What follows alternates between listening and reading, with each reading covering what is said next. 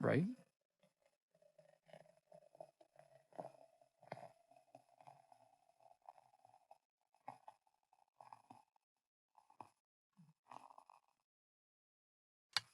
Ooh, yeah, that was nice.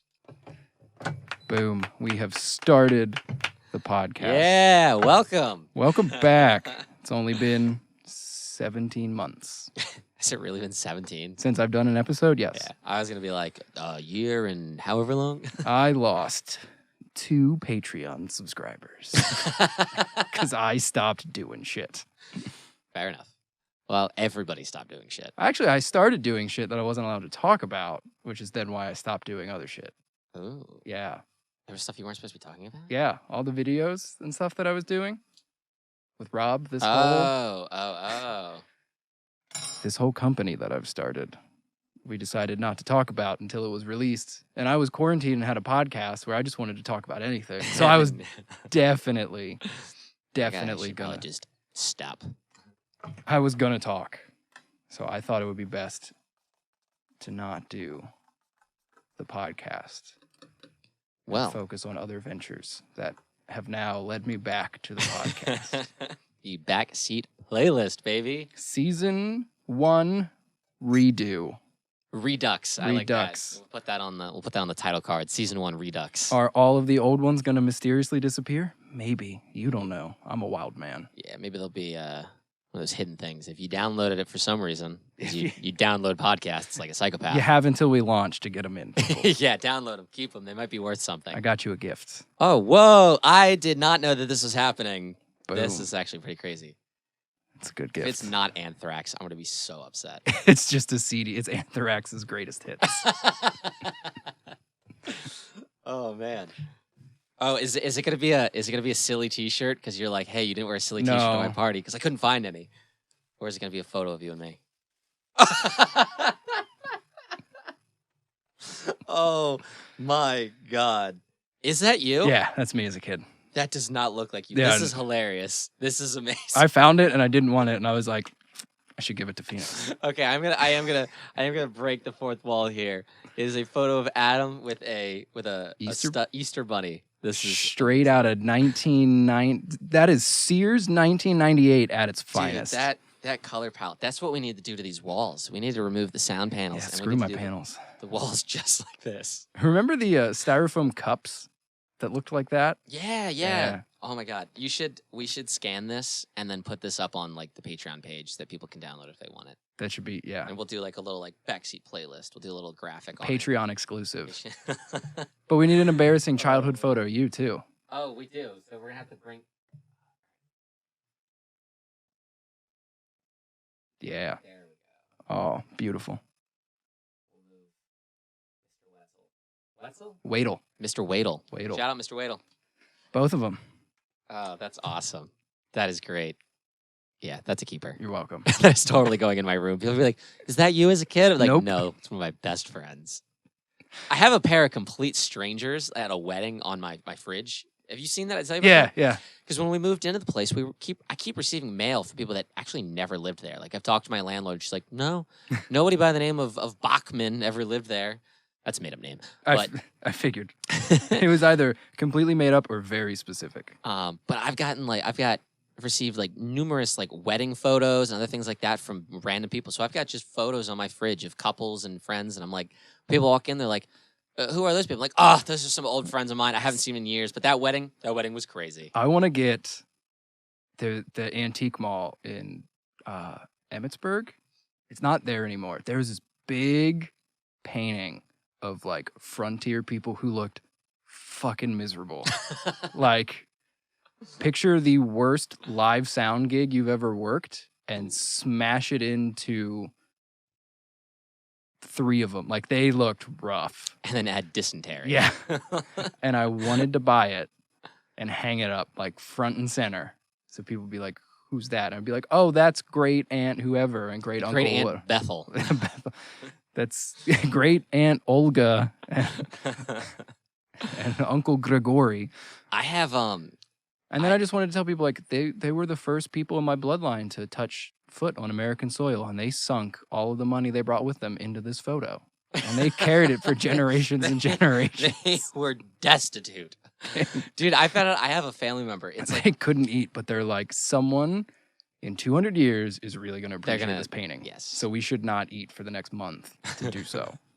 I found out that I have a family member in, I think it's like my great grandfather.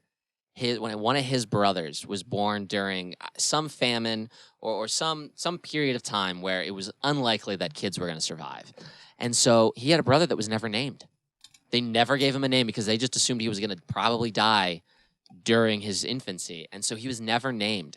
And so he named himself William Jasper, and then his last name was, I believe it was Neely, William Jasper. I was like, that's a really cool name. But he went by Bub.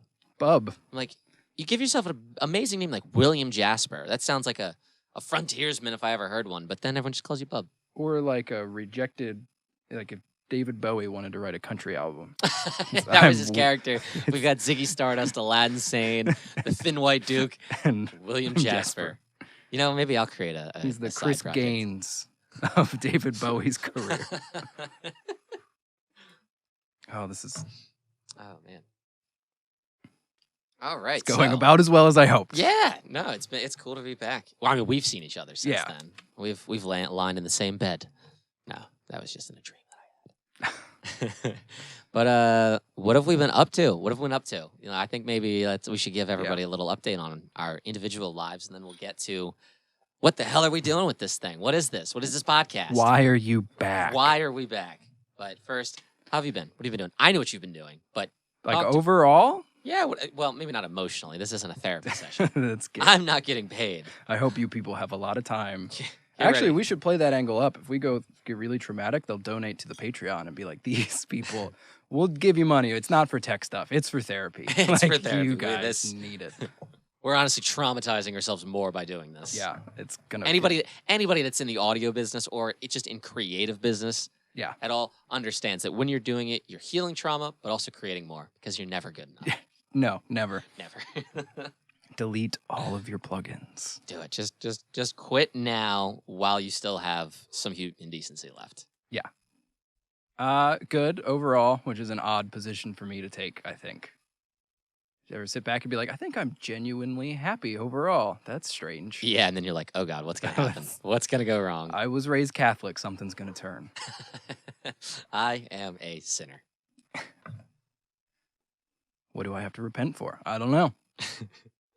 Well, what have you been doing? Obviously, live shows. When the last time we were here, last time we were doing this, There were no live shows. there were no live and shows. there was never going to be any more live shows. no. The We industry were was dead. It was all gone. going to die. Yeah, everything was gonna end, and it still might. But here we are, living because that's what we need to do. Just keep living. Yeah. As- Dory said, "Just keep swimming." Back to live shows. My first live show back sucked hard. Someone tried to get me fired.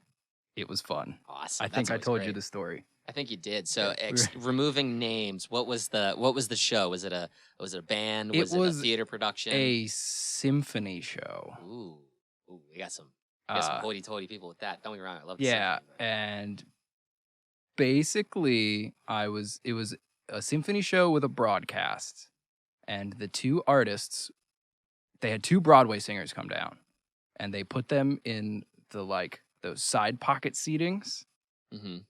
right in front of the left hang of the PA. Ooh. It actually went pretty okay. They were cool. Other behind the scenes people, not so much. They wanted 8 stage monitors on stage for the orchestra.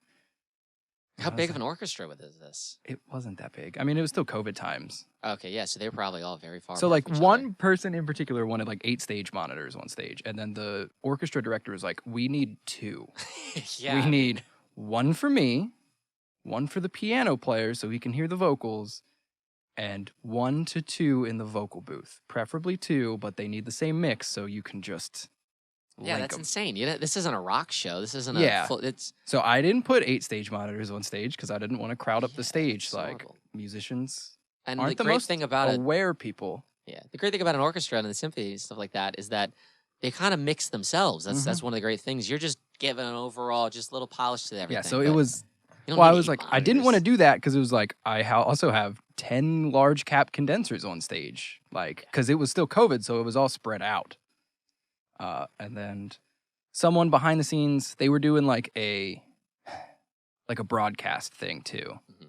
So he or she, definitely he, shows up when I'm like sorting out a tech error with one of the monitors because it was like the Yamaha Rio rack, and I don't super love Yamaha's routing. It's Mhm. like, it's so menu based, and you always like, there's always like one little thing that's like in a different menu that you have to find that you forget about. And it was also my first live show back in 18 months, so The Yamaha menus are kind of like grocery stores where you're like, oh, well, this will be in the same aisle as bread and other things. It's like, nope, it's in the toilet paper aisle because that makes sense. Everything else is in the right aisle. But that one thing that you need. Yeah. It's just somewhere random. So then, yeah, they had a broadcast, like, because they were streaming it on YouTube or their website or something. And they were using, like, one of those really cheap, like, Yamaha USB mixers. Mm-hmm. This isn't a Yamaha trash thing. Like, Yeah. it's just one of those, like... Thank you to our sponsor, Yamaha. Yamaha Audio. Yamaha Audio. I've heard great things about the PM10 that's out. It looks cool.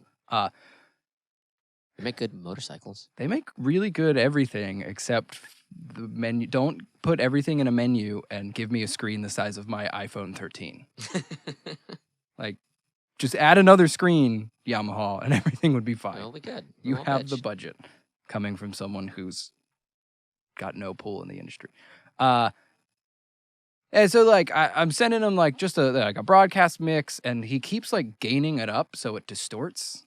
And I was just like, you can listen on headphones to my cue that I'm sending you. Here's what it sounds like coming to the console and therefore coming out of the console when you cue a monitor mix. So any crackling and distorting you hear is on homie's end. Mm-hmm. And I was like, stop. Like, you're gaining it up like it's a mic level signal. Like, it's a line level signal. You're good. Keep the gain. And I think on those cheap Yamaha consoles, there's a little, like, trapezoid thing in the, like, gain. Like, there's a bunch of, like, dashes around the gain. Mm-hmm. And one of them is bigger, and it's a trapezoid shape. And that's what, like, if you go past this, you're not at line level anymore. Like, you're adding. Yeah, you're boosting like, now the signal. So he was, like.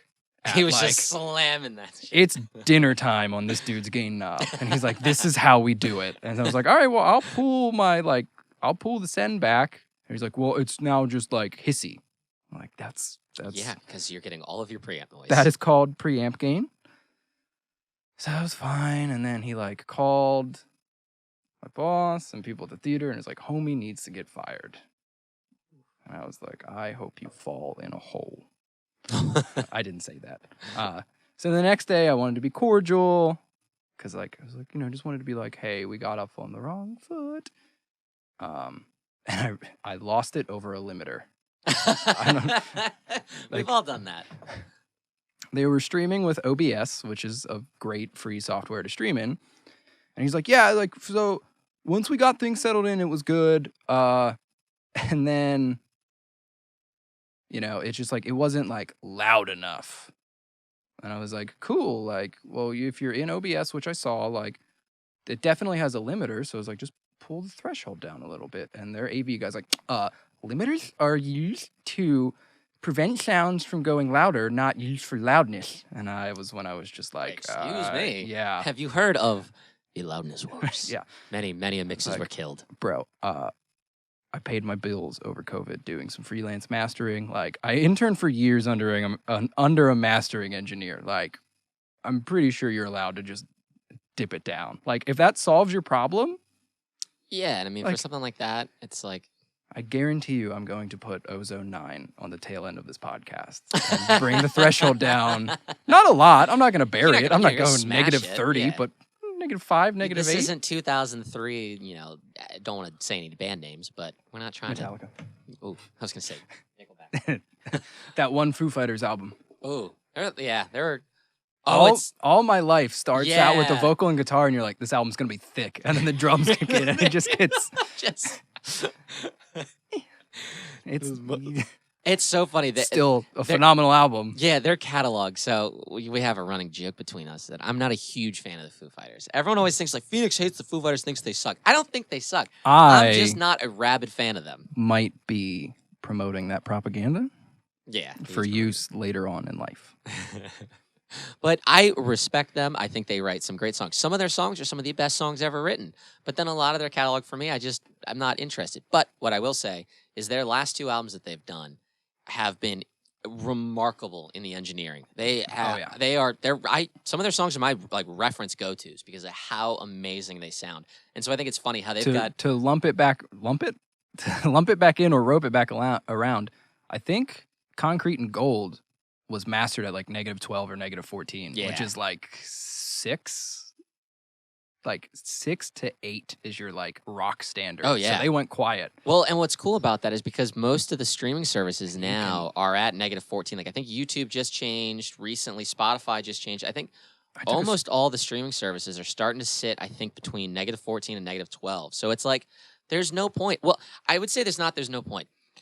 I think if you are gonna smash it, and you might be limiting your dynamic range, but we all know about limiters. There is a sound to it. So it's kind of like, if you're going to go to -6 and you're doing it because you're like, man, something just happens to those drums, something happens to that. Like I don't know if this is a fact or not like that, but like some of Will Putney's mixes, like the new Every Time I Die record, 4 Years Strong, those are slamming. And I would imagine that between compression and limiting, that's how he's getting that just smashed sound, and it's part of the sound, and they're loud. They're loud mixes. I took a screenshot. I found a screenshot, or I found a YouTube video that like stop texting me, people. Jeez. Yeah, we're in the middle of. Don't you know the glory I'm trying to achieve right now? Spotify their recommended is peak at everyone's recommended is peak at -1, unless you're a CD, which your peak should be -0.1. So CDs give you some headroom. Yeah. But the general standard is -15 to -10 with 9 decibels of dynamic range. Yeah. dB, is it? I guess it would be dB RMS, so not like just real nerd talk for you people. Yeah, no, it's crazy. I love shout out to Plugin Alliance. It's what is it? Metric Streamliner is one of their plugins. Okay. Where you can actually import it, that you can turn on the codec conversion and codec stuff like that, so you can kind of hear the slight differences between the streaming services and how it's going to sound. You can see your dynamic range, all that stuff. But then they also have some presets of showing you like, oh hey, like I think it's like Spoon Man by Soundgarden for rock and metal, and showing you what it's averaging at. Dude, a lot of those old mixes from like the 90s and the 2000s, they're hitting like -6. Like it's crazy. But they were also negative. I don't know this for a fact, but I feel like you could hit -6 and put it out on a cassette and it wouldn't fall apart like it would digitally. Yeah. Because like even the tape of the cassette would just saturate a little bit. Yeah. So like I feel like you can get as loud of a mix digitally. It's just like I do. Oh, you can definitely get as loud of a mix. I mean, you can get louder. No scientific evidence for this, but I feel like there's a difference between like digital loudness and when they were doing everything analog. Well, there is. I mean, because essentially what everybody naturally does is I watched the whole video on this. Fab Filter does some great instructional videos. If anybody out there, if you are looking for some very deep scientific, but then I forget what the guy's name is, but I know who you're talking all about. The videos they break down like saturation, they break down limiting loudness. I watched this video. It's 2-parter about loudness. And he, for 30 minutes, you go through this whole thing about loudness. And then I love how always at the end of these videos, he goes, but on the other hand, it's music. Be creative. It doesn't really matter. And that's what I love about it, is you get all this scientific info, you get all this backing about how things work, the understanding of it. But when it comes down to it, the biggest thing is, when you're trying to limit, you're trying to get your stuff loud, you're trying to get it loud, you're trying to get it matched, you could just do actual real volume changes. The person can take their volume up and turn it up, which we all instinctively do. I feel like as engineers, we get really worried about that a lot when we're first starting off. Yeah, well, because we were almost told like you've got to be able to compete. It's still that resonance from the loudness wars that happened, that people still kind of feel like, oh, I got to make it loud, when it's like, I can't even tell you how many times I'm sitting in my car. And most cars these days, they've got the volume on the steering wheel. Like I'll turn it up and down without even realizing it. And it's just because you just adjust, and also your hearing starts adjusting. The more you listen to music, if you're listening for an hour, your ears start fatiguing, and so you might turn it down, or you get used to it and you're like, oh, I need to be louder. So It's usually why I try to start my live shows at -5 on the master bus, because then I'll do sound check at Unity yeah, because I want to see like, just make sure you can I go push it. loud? Yeah, but I like to start like even with like the festival stuff, like Gettysburg Rocks is coming up in February and stuff, and I'm in the same room for like 3 days, which is cool. But each set, I'm bringing the master bus down like 5 dB, Yeah. and I'll just if they're good, I'll push it up. And Yeah, if if it's you're rocking just and you're like, oh man, we need a little bit more loudness. and that sounds mean, but like if you're a clean band, I can go loud and it won't feel like it'll feel loud, but I'll actually like I won't have to move the master bus after like to Unity or whatever. Yeah. And there's just like some bands that are just loud, loud, loud, loud. Mm-hmm. They're like, wow, we have 4 powered speakers and 2 subs. We can play at Metallica volume. And it's tough, man, because you want to. There is something different. You know, there's what is that? I don't know if it's a real quote. Oh, I flat out told Bob in August, I was like, you're probably not going to need to run drums. Yeah. Like, sorry, buddy, but I'm going to go for it. But I can't remember. I think it was like a Pete Townsend quote. He might not actually said it, but he said something to the effect of like, you know, you've never experienced like life until you're standing on a stage with like, I don't know, it's so loud that you're almost being pushed off the stage by it. And like, don't get me wrong, I would love to experience that. Like Once. Yeah. I mean, we never get to crank up our amps that loud. You never get to hit your drums that hard. So, you know, I get it. But one of the things I love about hearing your live mixes and Bob's for that matter is just you guys always have it at such a great volume level where you can actually hear it, you can enjoy it, but you can still feel it. You can feel it because I know you don't love it when the kick drum is the lead singer of the band. Oh God, I mean, you know, we've all made that mistake. Going to name a Maryland venue with a great sound system. I get it. They're having a balance between there's 1,000 people in there, their bodies are absorbing sound, but concerts can be. I'm gonna get crucified for this, but they're too loud. It's like I can't understand what's going on. I can feel it, and that's great. I want to feel it. I love feeling music. I love a deep bass. I love feeling it hit you in the chest. But there is a point where it's so loud where it's like it's just distorting my eardrums. Yeah, you know? Can't we just stay at like 98? Yeah. On like peak at 103, but like stay in the 95 to 98 dB. Because, you know, you essentially, you are damaging people's ears. You are causing harm. And yes, I'm very much an advocate of personal responsibility. Wear earplugs. Don't be an idiot. Wear earplugs. I ensure that everybody in the car, I have I bought a jar of, not great ones, but just construction earplugs. Yeah. Oh yeah. We bring, for Marzi Maddox, we bring earplugs with us just so in case any of our fans that come and see us, and if they come up to us before the show and be like, "Do you guys remember earplugs?" Because, you know, we're at that point where most of our shows right now, we don't have a dedicated sound guy, so we have no control over that. So it could be ripping. Wink, wink. Any labels, any management out there? What was out? Get Adam a job here, hired by us. Give me money to pursue my dreams. Yeah. So what else? So you're back in live sound. Back in live sound. So before we get any more personal, what else are you doing? You got any? I mean, I see I moved. Yeah, we're in a new building. I don't know if anybody noticed, but this is not the same room. I don't think there was any video. Oh, there was never any video. Yeah, this is completely new. Okay. It's like no one even knows. Yeah, new room. Back in the house I grew up in as a wee lad. This was actually my playroom as a wee lad. I'm in the same bedroom and the same like toy room. Adam discovered a lot about himself in these rooms. Yes. My fear of spiders. I used to have a fish tank in that corner. PlayStation 2. Medal of Honor. Oh. Lord of the Rings, 2 Towers on PlayStation 2. All day. Dude, we should bring a PlayStation back in here and we should like play. We could like, side note, we could kind of do like some, maybe not Patreon. I don't know if people want to pay to see us play video games, but maybe it's extra content. Side channel. Maybe like, or just side content. Like, hey, here we are playing Lord of the Rings. And, you know, play some old PS2 games. We could talk about the audio design. We could cool. tie it in. Actually, Ethan and I have been discussing that with like the PlayStation Network now, because that's like I've fallen down the video game rabbit hole in the last couple months. It's just a nice like thing. But Ethan and I have been talking about, because he's 11 years younger than me, and they release a lot of the classic games on the PlayStation Network, so you can just download. So he and I might start doing some side content stuff where that would be awesome. We play a game from like my childhood, and then we'll play a current thing. Cool. Yeah. But we could bring the audio design into it too. Yeah, you know, cool. And it doesn't, and it'd be a fun thing. It wouldn't be like we're going to structurally talk about this, but just kind of keep in mind as we play the game, discuss some of these things. Like, oh, wow, that's really cool. Yeah, I feel like I That's had a nerd moment at Thanksgiving with Corey and her dad. Corey's my girlfriend. I'm in a relationship now, which is strange for me as well. I wish I had a like shoot some shit off or He something. did it. No, we were watching Oh Brother, Where Art Thou? Such a And it was they were playing in the like community hall, Mhm. and the guy was talking into like a ribbon mic. It was an old RCA insert serial number here. And he was talking into the top of it.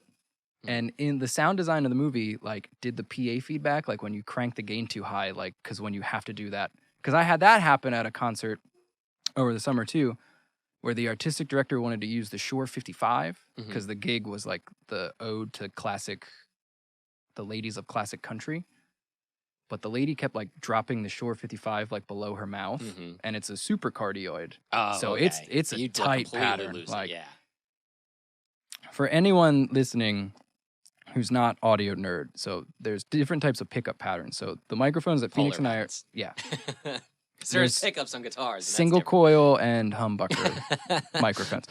No, so Shout out Amp. Thanks for teaching us that. on my mic, I can kind of get to the side, and it'll like I'm talking into the side of the mic, looking at the camera to the side of me right now, and you can still hear me pretty well. Real quick, all I could think about was you eating corn on the cob doing that. We should get a new filter for that. Oh, and I it's had like a piece street of corn corn on for the cob. first time this year. It was Street corn. delicious. Yeah, it's got like some sort of like seasoning, like goat cheese and mayo. Or I love something. anything off the It's- street. It's good. Yeah, especially corn. But so this type of microphone, if you're talking into the side like I am now, it doesn't pick it up. It's only picking up like what's literally right in front of it. You have to eat the microphone basically. And this lady was talking above also, it. Yeah, vocalists live, please, please, please. Every vocalist, I don't care what genre of music you're in, eat the microphone. Microphone technique is so important. You can have a beautiful voice. I don't, but I've got good microphone technique, and that's why I get a lot of times when I'm like on stage, people are like, "Man, we could really hear your voice over top of other people." And it's not that I'm the best singer or the greatest performer. It's like I put my face right on that mic so that it's always being picked up. You should be flossing your teeth with the grill of the microphone. Yes, get that thing disgusting. Um, Buy your own mic, bring it to shows. This is 2022 now. Yeah. Or just bring your own mic. You can drop the $105 for a Sennheiser E835. It's so funny. They have too many numbers. I'm not. Anyway, back to my point. Oh. I had to gain up the microphone, and it was the same feedback. So I was like, "Oh, the sound goes." Like, he did it right. He did it yeah. right. The Soggy Bottom Boys. Yeah. But dude, it's so funny. Prior to COVID, like, and even still, like, I'm not, I wash my hands. I'll do hand sanitizer. Like if I go to, I go to the gym, I'll make sure I wipe down my equipment. Just common things that are courteous and sanitary. But I'm by no means like a major germaphobe or a hypochondriac. I got one friend that is Matt. Matt's very much a hypochondriac. But one of the things that's really funny is prior to COVID, I never cared about like the microphone or like that. I'll use whatever. But now I'm just like, not even COVID related. I'm just like, it is really gross. I think about what I do to a microphone, and I apologize to everyone that's ever had to sing after me at a show because it's disgusting. And so we've been bringing our own microphones to every gig this year, even if it's not asked of us, because I'm just like, it's. And also, if you get a microphone, even if it's not a decent one, if you find one that you're comfortable with, and also it highlights some good things in your voice, like an SM58, a Beta 58 have two different, can react differently to your voice, and they're not that expensive. So y'all gonna learn about that soon, maybe. Yeah. Ooh. Yeah, but I was watching like an Allen and Heath. They make sound consoles for people who aren't audio nerds. They're a great comedy duo. Allen and Heath. Allen and Heath. Yeah. They're the ones that had the Tigers, right? Yes. Because we got the SQ7, and I knew like they have like special plugins you could buy, and I was just watching a feature on,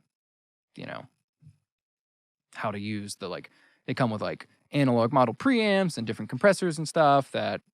I was like, before I take this out on a gig and do something dumb, I should learn at least like how to use it. Yeah. And the guy in the thing, he's like, if you're a vocalist, why would you not spend $100 just to have your microphone? Yeah. Like, do that. Put a piece of colored tape on it with your name on it. And that way, like, I wouldn't say notorious. I'm not the biggest SM58 fan. Yeah. It works. It doesn't sound awful. But it doesn't highlight I've, I've like, I don't know. Like, I can get it to work. Yeah. Because there's the old adage, like, if you can't get the 58 and 57 to work, there's something wrong with your mix. Like, I like it.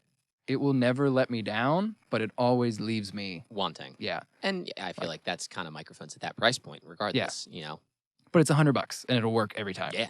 Yeah, there's nothing wrong with So- it. But when you do it all the time and you're kind of like, I'm looking for something a little fresh. Not even a germaphobe thing. But like, what? Why would you not bring your own microphone? Yeah. Especially now, like, you know, not like COVID related, but I'm a little bit more sensitive to like other people's hygiene now. Yeah. Yeah. I don't know. I don't know. Yeah, I played sports, and so I was always in a locker room and Yeah. like around guys. So I've always smelling horrible stuff. So I think I'm like just not as sensitive to it. I mean, you know, I care, obviously. Like, you know, please be clean. Yeah. Try to be clean. But Nah, but like I'll make judgment calls on people. Where I'll be like, you definitely wash your hands. You definitely wash your hands. That guy probably not washing his hands. I just watched that guy stick his hand down his He pants. strikes me as a guy who does not wash his hands. Yeah. So yeah, if you take your music performance seriously, spend the $100 or more. Like, just find a microphone that you like, because then every show will be. It's that like- one. It's one more factor that you can control. Yeah. That will help to make your performance better. I feel that way about the 7B. It's Uh, never like Oh, it never wows you. I like it. Mhm. There are certainly mics that add more detail, Oh yeah. but it's like Nick said, like people, like singers are just comfortable singing into bigger microphones. He feels like. Oh yeah. I agree. I totally agree. You know, I have a weird drum setup where my hi-hat is in the middle, and it's physically comfortable for me to play that way. So I always bring that. So if you're a singer, bring your own mic. And That's if why in the studio I blindfold everybody so Yeah. that they don't even know what they're looking at. there's no lights, it's blindfolded. You don't even get headphones. We're just going Yeah. for it. It's a soundproof room. You can't hear anything. And if you're gonna get a wireless unit to feel cool, you're gonna have to spend like $1,000. Oh Like, yeah. don't get a cheap wireless. Please unit. don't. Yeah. They end up not sounding Yeah. very good. Just spend. If your thought process as a singer is, I'm going to spend $300 on a wireless system, just spend $300 on a good wired microphone Yeah. and let no one else use it. Just be like, this is mine. Mhm. Buy a Heil PR35. Heil. They are less than $300 and they sound phenomenal. You released an EP. Oh my Let's God! Yeah. Stop talking about me, and then we'll go Wait, back to me. I did release an EP. That was a journey. So we Marzi Maddox, we released an EP back in was it June, July, March, June. I don't even know. Yeah, because No, it came out in July. It was July. The first single came out in June. I don't even know what's going on with my own band. First single came out in June, then the second single and the 'Cause I EP filmed- dropped in July, I think. I know that because I was filming that country, or not filming. Want to kill this? Yeah.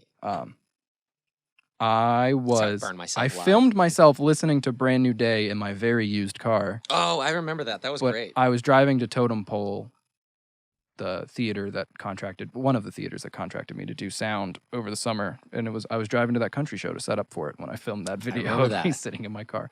Yeah, we had. Oh my God, I think we recorded that in 2018. We did that EP, It might have been. and I think it was 2019. I think it was March 2019.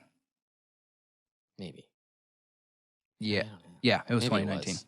But yeah, we gone down to North Carolina, and you know, we were gonna try to. We were in talks with a couple of management groups to help us release it, but then COVID hit right before we were about to release it, and so a couple of them shut down. And then when they came back, they're like, "We don't have the budget to do anything," all kinds of stuff. So we finally got to a point where we're like, oh, we're writing a bunch of new stuff. Our sound is constantly evolving. You know, that might be something that people like about us. And they also are like, you guys never stay still.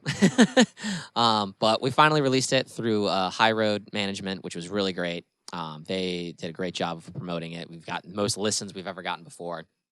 I think our album's almost at 50,000 streams for the whole record, which is pretty That's- cool. You know, I know in the It's a scheme good of things. amount. Yeah, you know, more than we ever got before. So I'm not people- gonna get 50,000 listens of this. people really liked it. We got some cool videos for it, and so that was awesome. And then right now we're working on for 2022. We're gonna be releasing a bunch of singles. We're going the single game, The man. singles route. We're selling out. We're going single. Hip hop.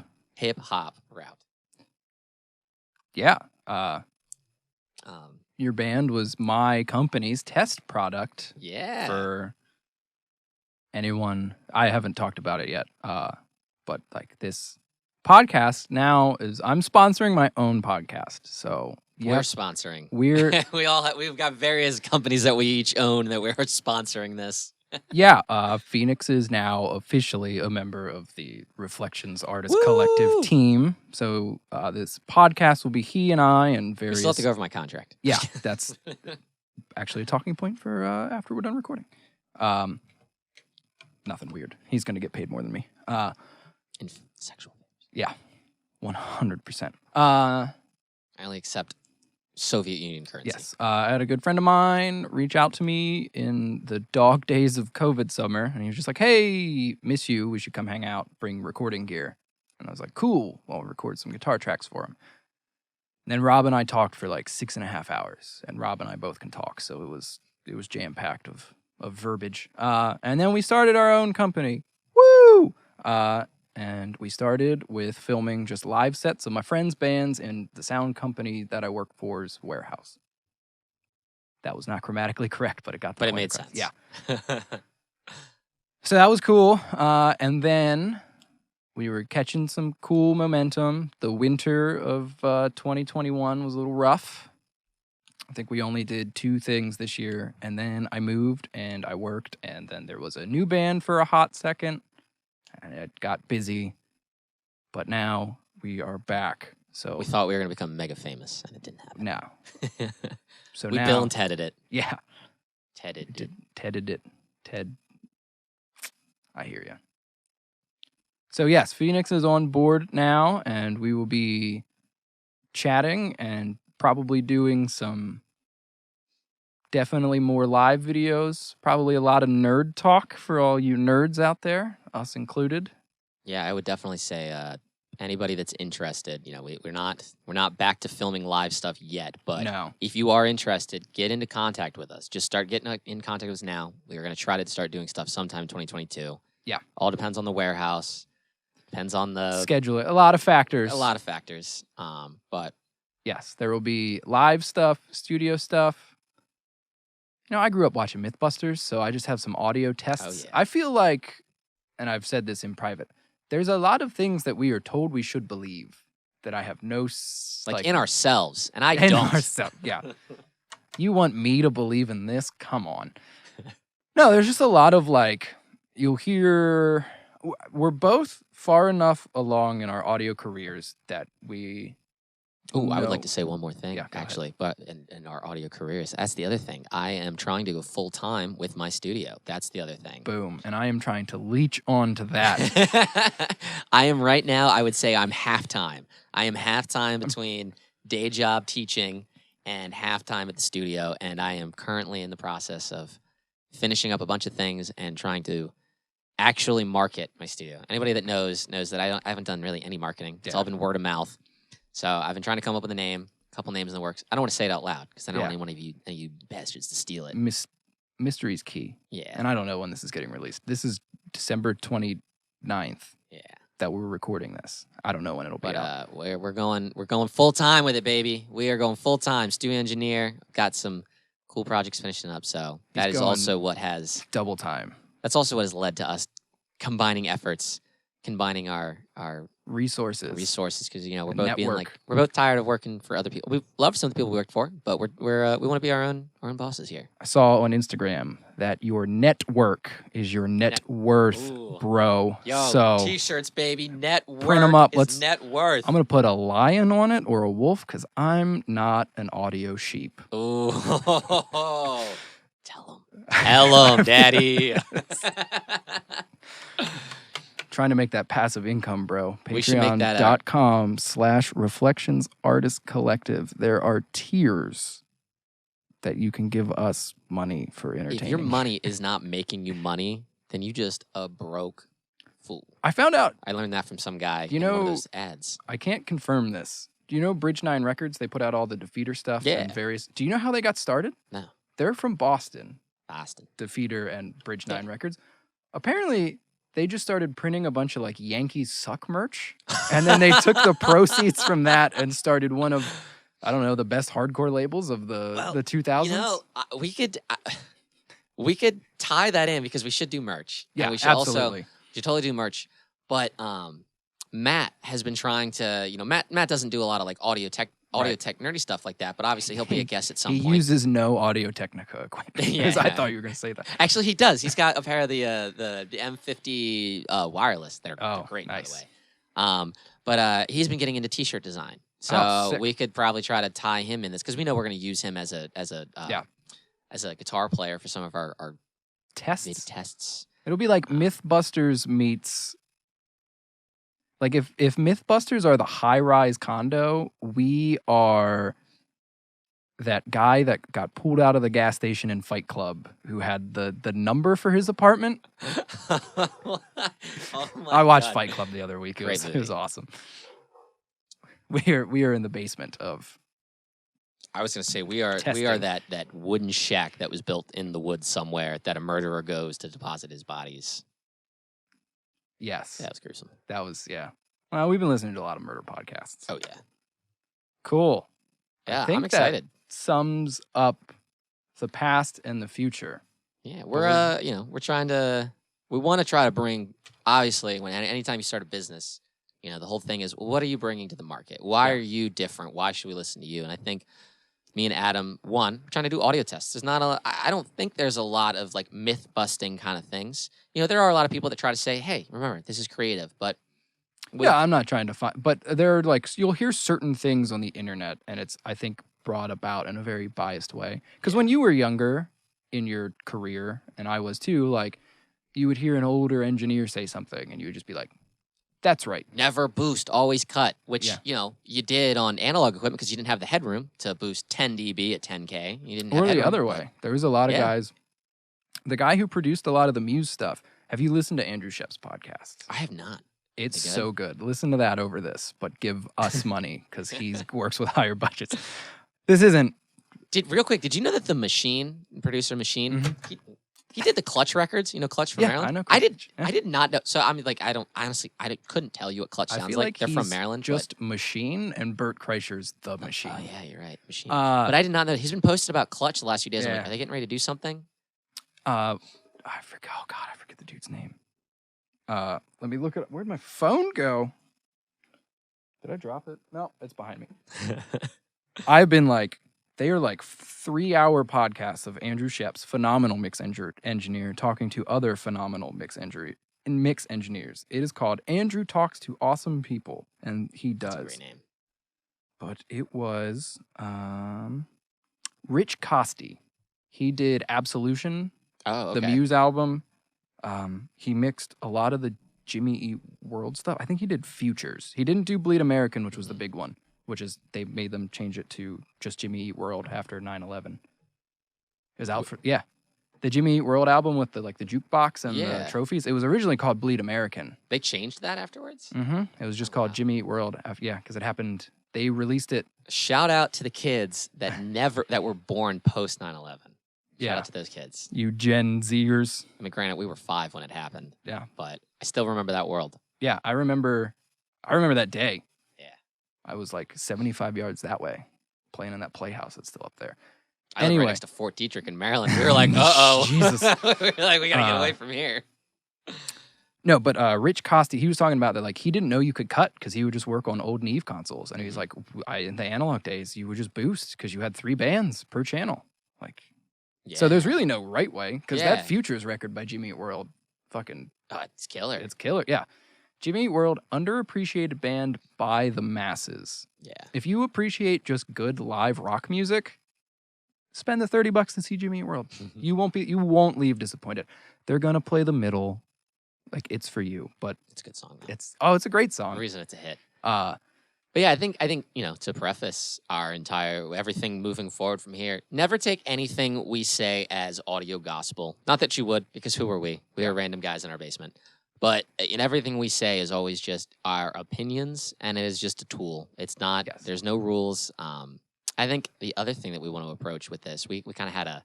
Well, we had a name for it, blue collar audio. Blue collar audio. There's a lot of cool audio stuff. You'll take advice from the greats, because why would you not? Yeah, they're the greats for a reason.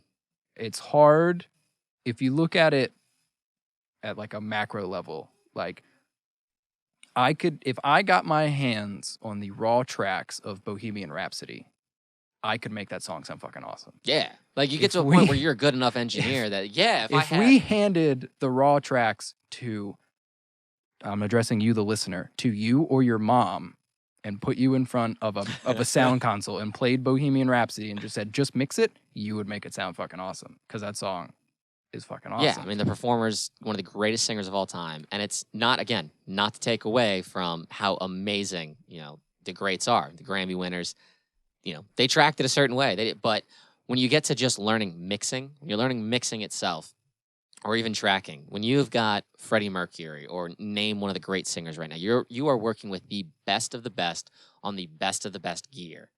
That, yes, all these tips and tricks are great, but we want to try to approach a lot of things from the consumer market, from the mid-tier guys, the guys that aren't Grammy levels, but they're Pro-am. Pro-am. You might be doing it for a living. You might be doing it for a living, and we might be able to, know what you're doing. You're working with the clients that you might have some really great ones that could one day be Grammy winners, but you might be working with the guy that just it's a hobby for him, and he wants to record his music, and you want to do him justice. You want to make him sound as good as you can, but he might not be, he's not Slash. He's not and I'm the not greatest guitar player. Knocking the audio forums that are out there. Yeah. But a lot of it is presented just like, here's the fucking like killer way to do this, and you're like, well, that guy, like, no, I watched Alex Rudinger. Rudy! I watched him play drums last night on the internet. I was just like, fuck. Oh, is that why you texted me saying, I don't want to do the podcast tomorrow? I'm never going to be that good. I could, if I won the lottery tomorrow and practice drums 10 hours a day for the next 20 years, I'm never going to be as good as that dude. Mm-hmm. So no matter what instrument he plays, it's going to sound awesome. That video I sent you of Danny Carey and Justin Chancellor playing to those college kids where he's playing a beat up sonar kit with a crash cymbal and a hi-hat. And it sounds, you're like, yep, that's Tool. Yep, that's the song. It sounds amazing. So we want to focus on maybe, because we're not at the like legendary audio level. No.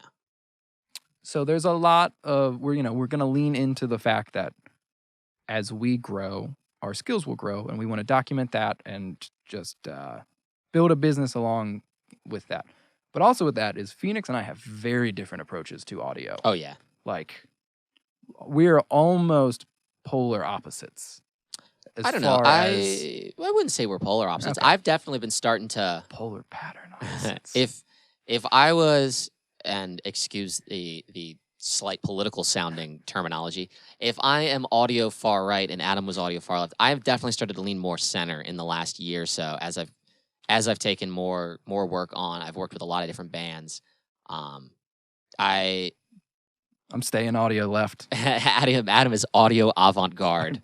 I was very audio mainstream, I'd say, very much like super polished everything. Now I'm kind of more middle, where it's like, as you should be, unless you are trying to just break all boundaries. Yeah, is I think it's project dependent. If you've got a metal band or a pop singer in there where it's got to be clean, cut, edited, perfect. Yeah, then that's what you need to do. But at the same time, I think it's really fun to find ways to make it. How do you make it unique so that it doesn't just sound like everybody else? Yeah, I don't consume big plugin anymore.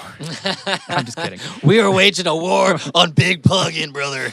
Big chap, big plugin. Donate to us so we can bring down big plugin. No, they're phenomenal big plugin companies. There's just one that I took almost everything off of my system of, and I feel so free. I was bound by we should give a shout out to, what was that? I haven't downloaded stuff yet. But Analog Obsession. Analog Obsession.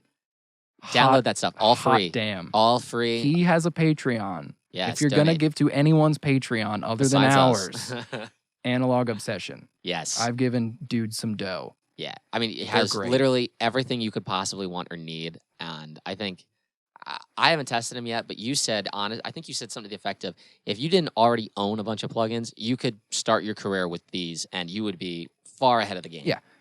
He doesn't have anything. It's their analog, old school style out, like, 2As, 76s, SSL the Neve channel. 73 is great.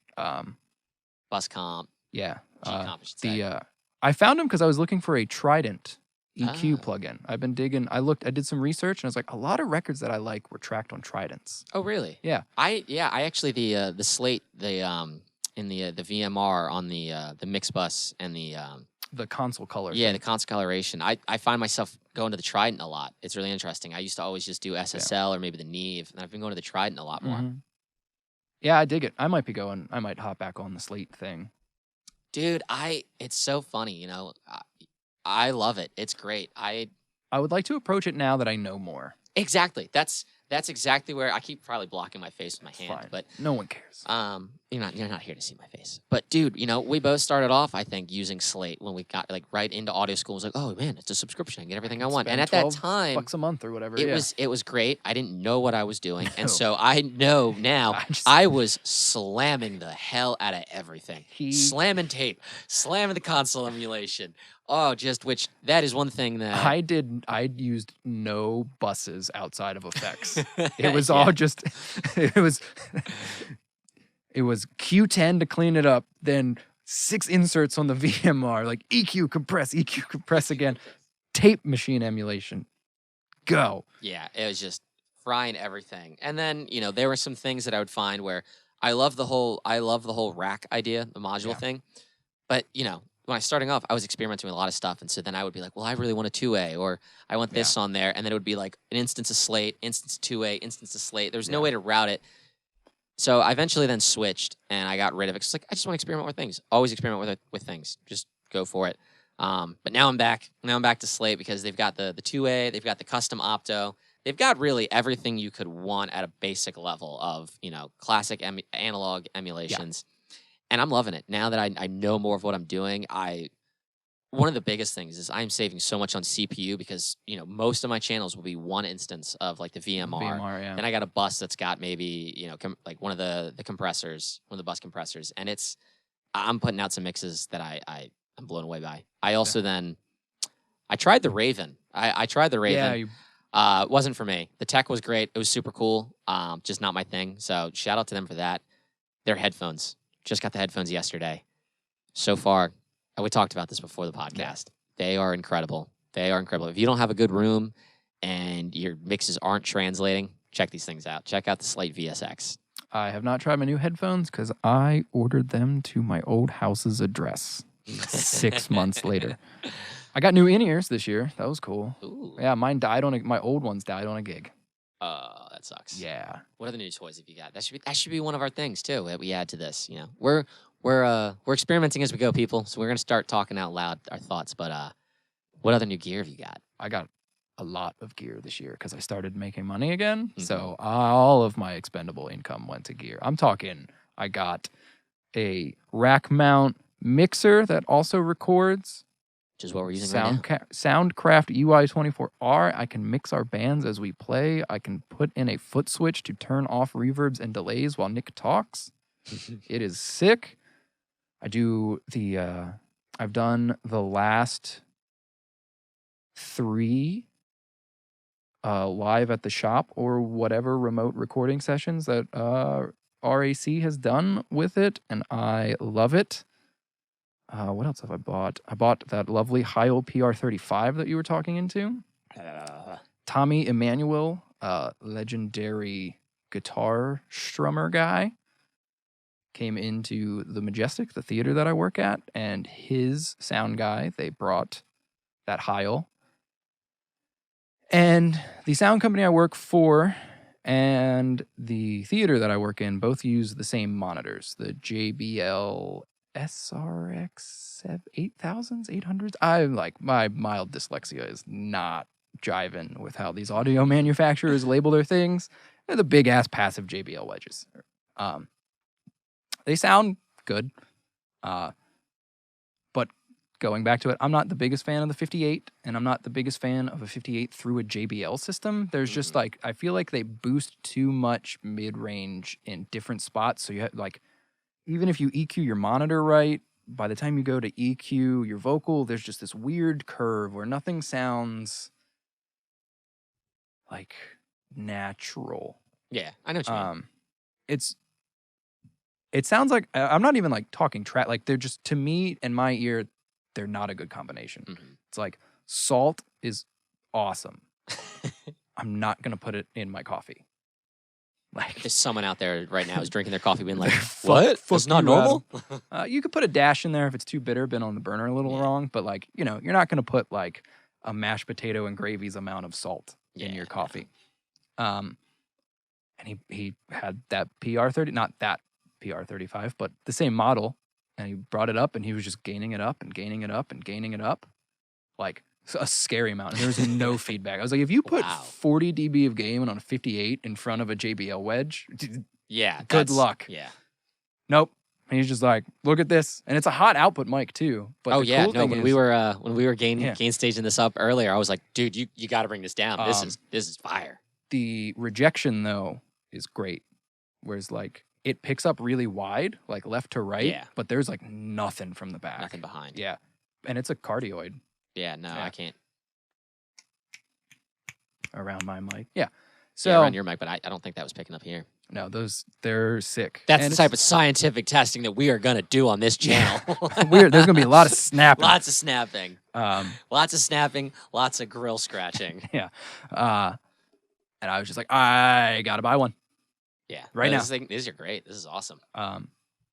It is basically, there's the conspiracy theory that the Shure SM57 and the SM58 are the same microphone, just with a different like I love it. grill. Yeah. That is literally the same capsule that is in the Heil PR30.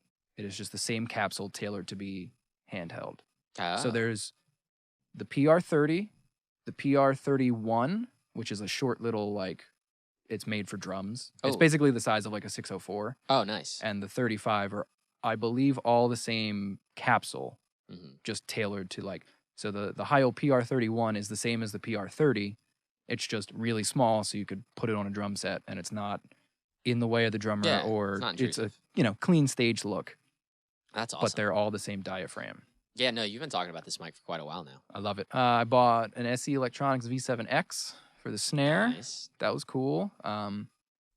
I had been chasing the sound of the Biodynamic M201, and I'd been like, I don't want to spend $300 on a microphone. I know I just told you all to spend $300 on a microphone, but it's not like I have microphones. Yeah. You know, like but every like any YouTube video, any drummer I follow on Instagram, any record or live show that I've seen, or that like- microphone like, just kept popping like the up. new Thrice record, that's the snare mic they Oh, use. is it really? Yeah. All right, well, you just sold me. You've been talking about it. I'm like, I gotta get one. I gotta get one now. Get ready, Nick at Sweetwater. I was doing a theater production of a play where the sound was done by the theater department student. So I was technically like, I was the assistant, but I was more of like the audio manager. hmm So I would do the tech work, like they needed to get time on the console, learn how to do like a big show.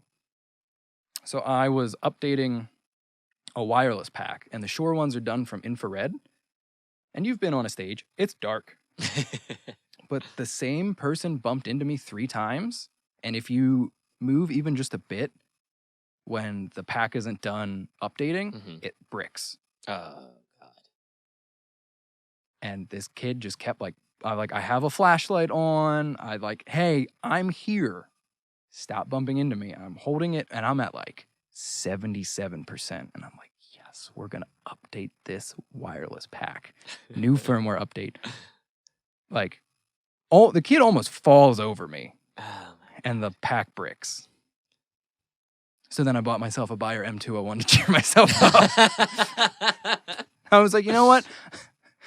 You don't I've need worked- therapy, people. You I've need new worked mics. 95 hours this week. I can afford this Yeah. one.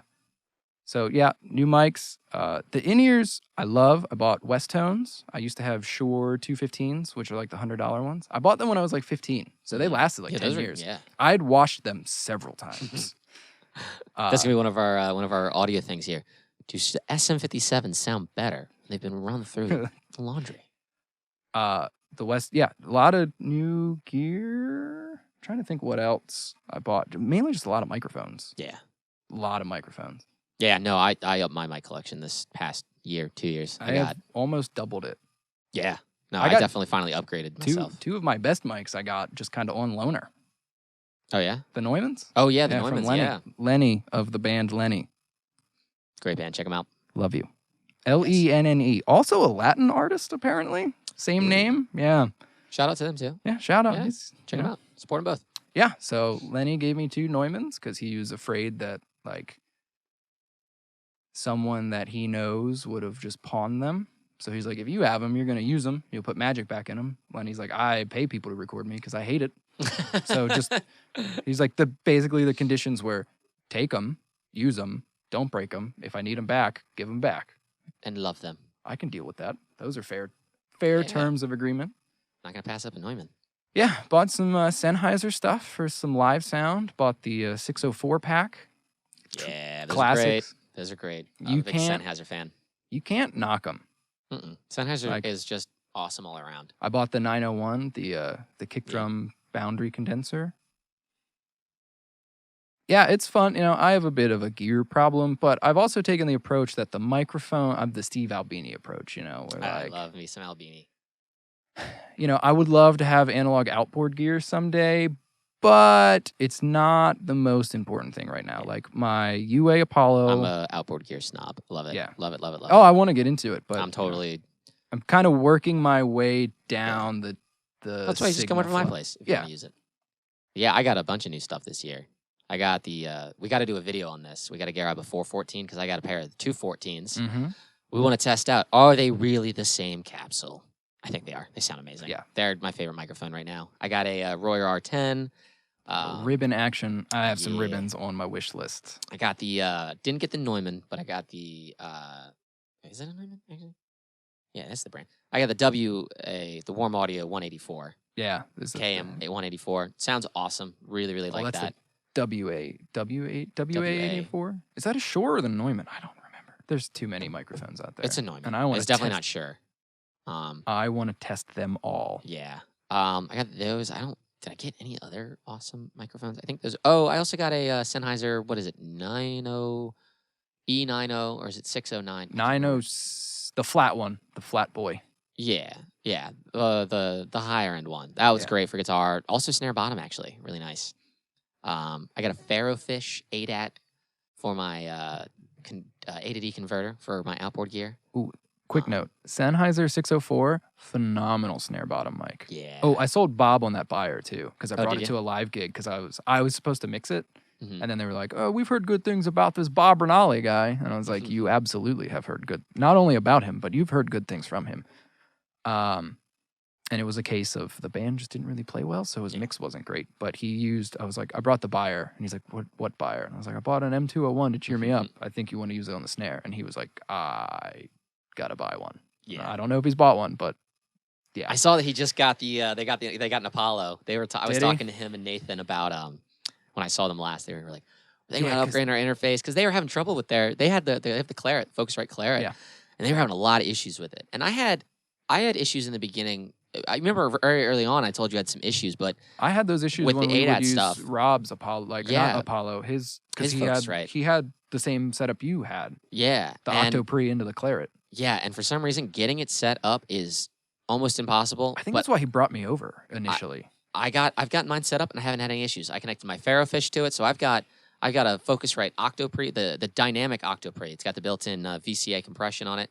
I've got that going into my Claret, and then I've also got the Ferrofish, and I don't have any issues. I got everything.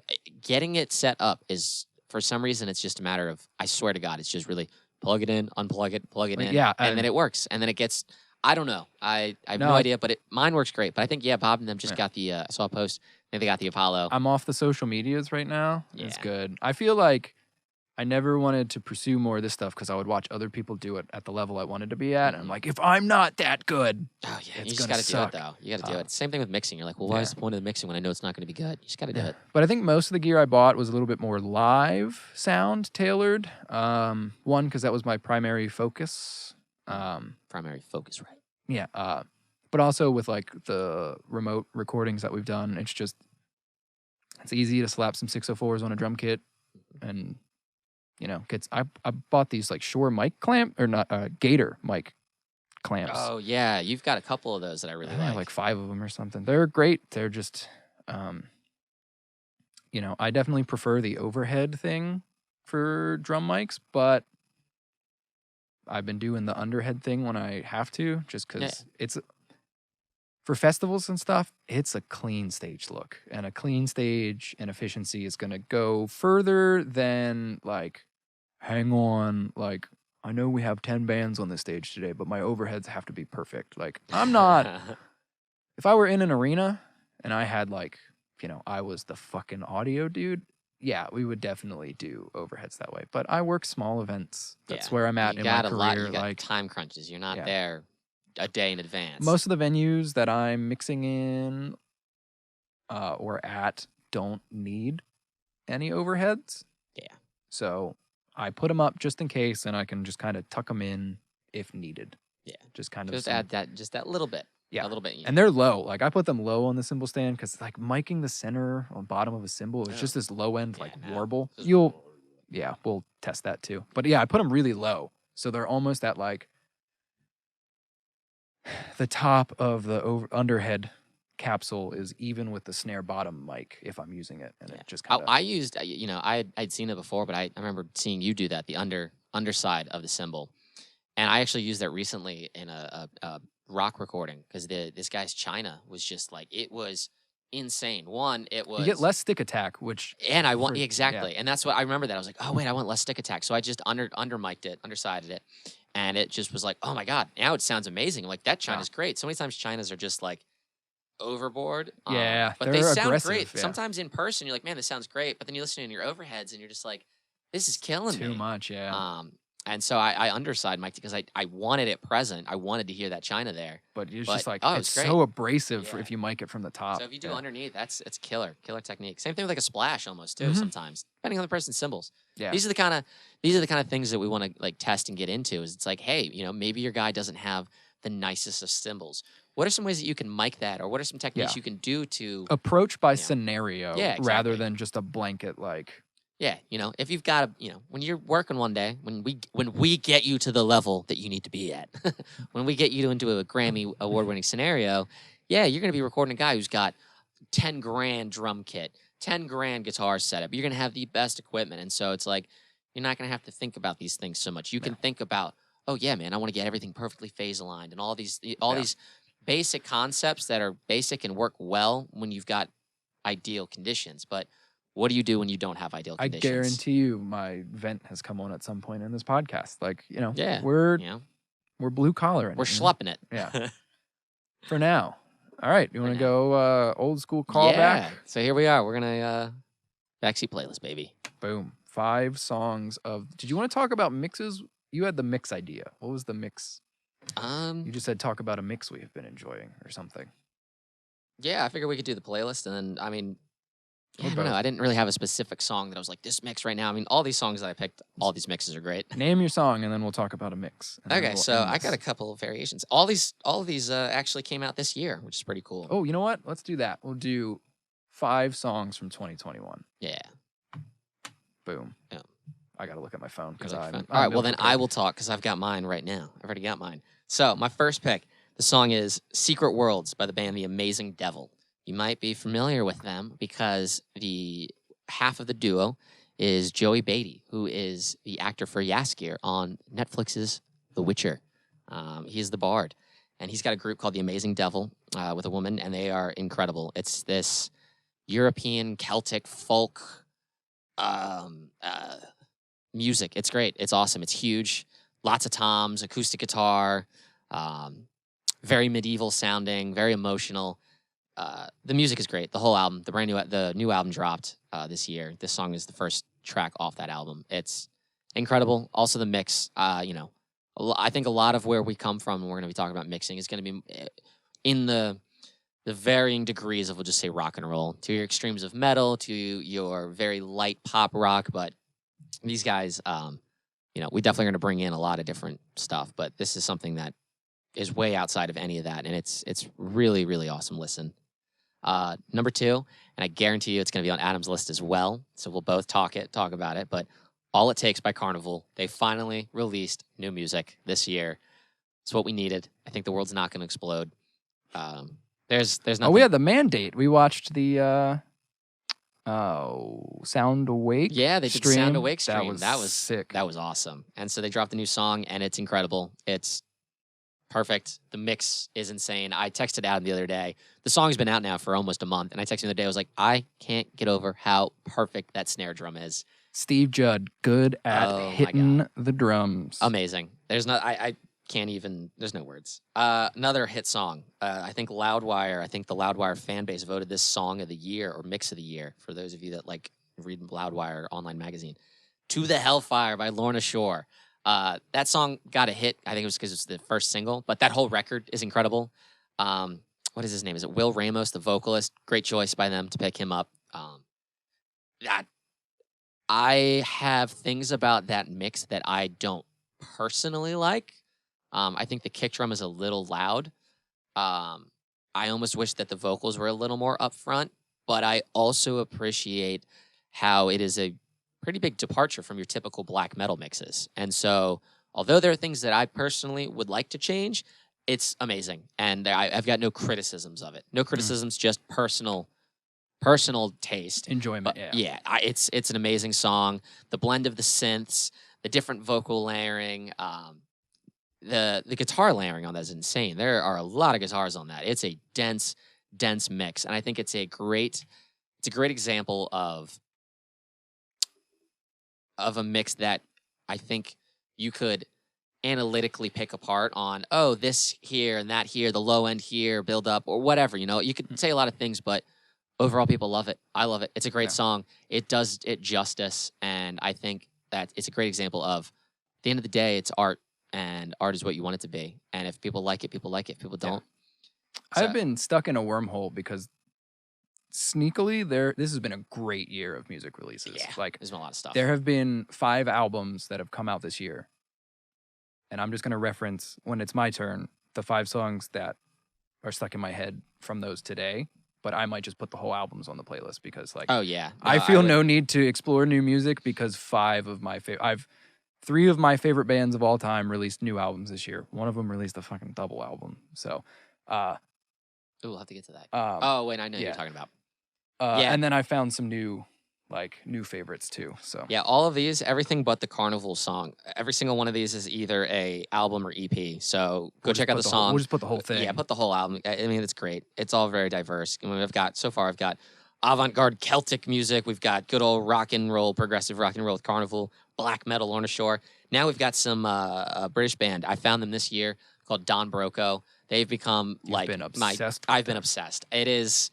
Like, they're super poppy, which a lot of people, be like, what, Phoenix, you play metal music. How are you into this? I love it. It's like what I like. Every single one of their albums is slightly different. They keep progressing. Their new album came out this year. They had to push it back, but then it did come out.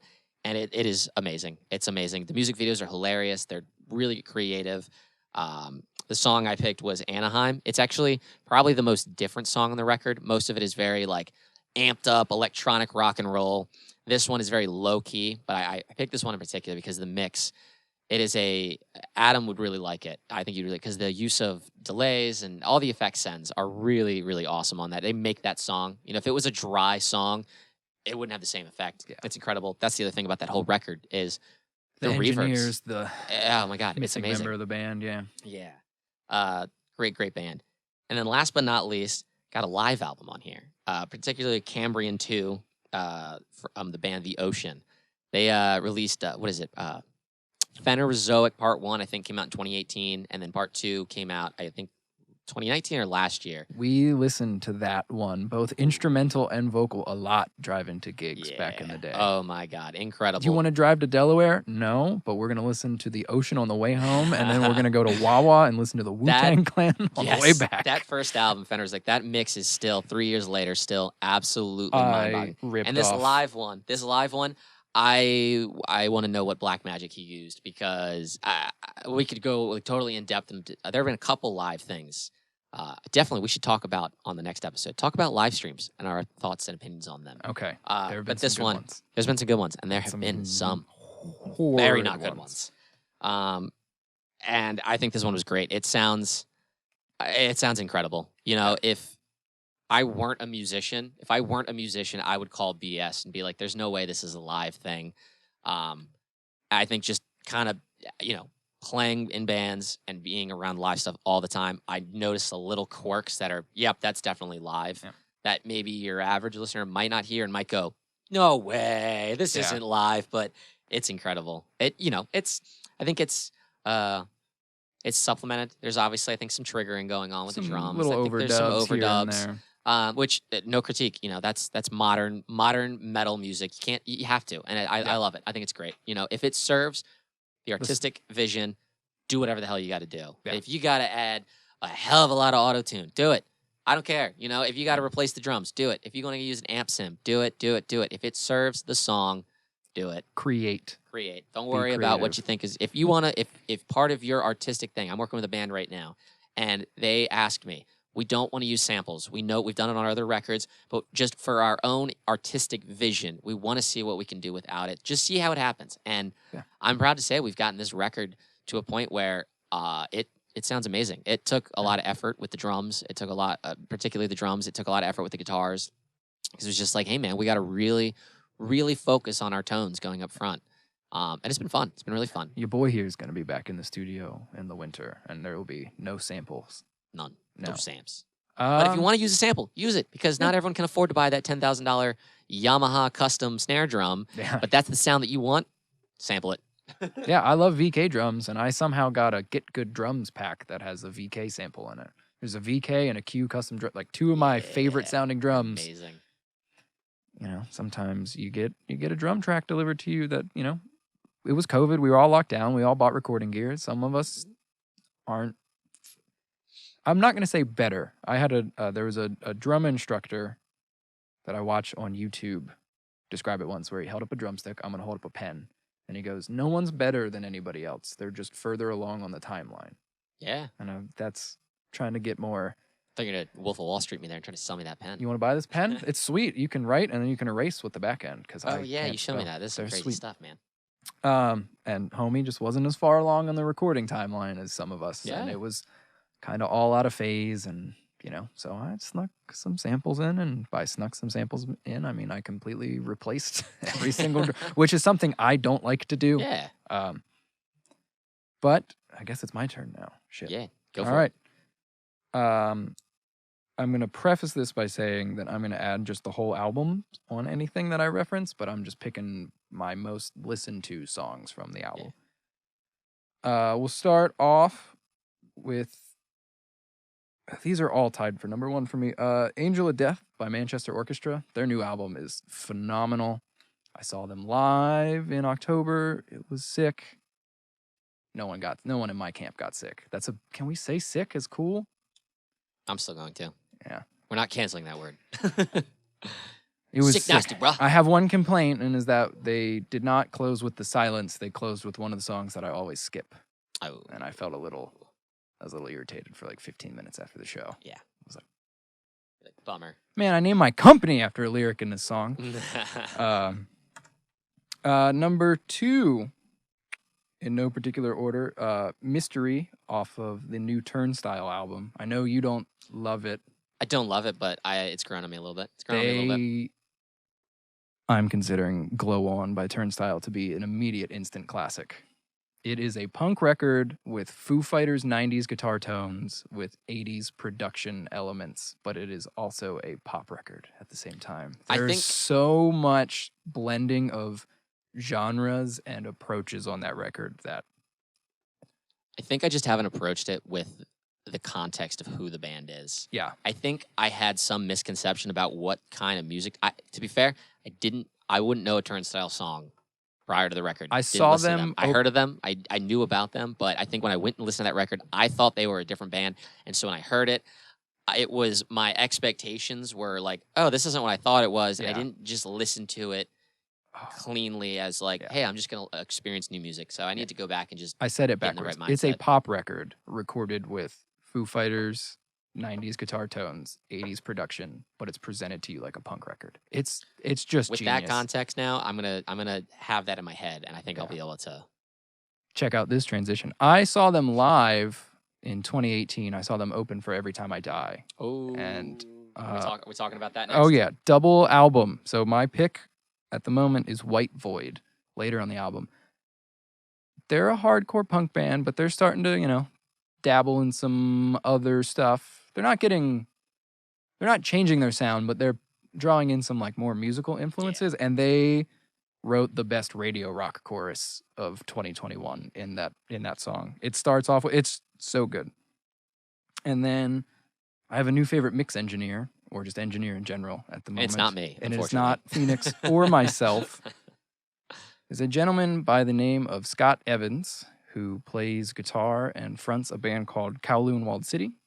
They have an album that was released this year called Piecework, and my song is the self-titled Piecework off of that album. They are sick. They're pretty awesome. I was into them a little bit. I found, transition game is strong with this one. I found them, the drummer of Thrice, Riley, is a big Kowloon Walled City fan, and he would constantly recommend their stuff. He has a baseball podcast with their bass player. So I had listened to him before, but I wasn't ever musically mature enough to get into them. Yeah, that could be a whole other discussion one day taste. of bands that the first few times you didn't get it. Yeah. And you just like, what the hell? And then one day you picked it back and you're like, why did I not love this? They Like, did I this- love this immediately now. They did the same thing that Tool did to me, where it was it's almost like trying bourbon. They touched you in those places inside that not a lot of people get to touch. You try bourbon and you're like, oh, God, no. Then you try it 3 months later and you're like, I get it now. You're like, oh, this makes sense. But Scott Evans also mixed the newest Thrice record.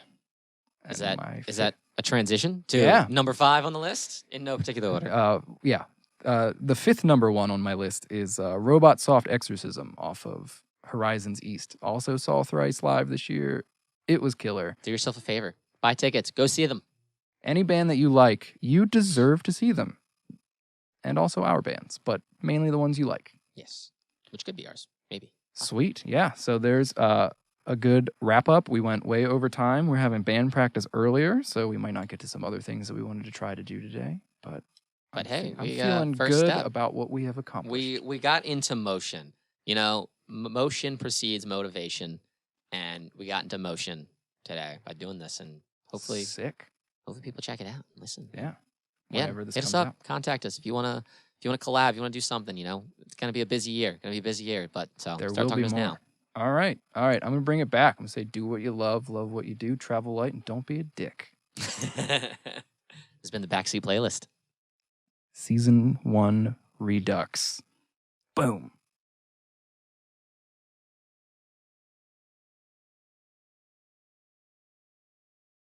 That's an hour and a half. Really? Yeah. Damn, nice. My phone rang 5 times during this. I was like, who is calling me?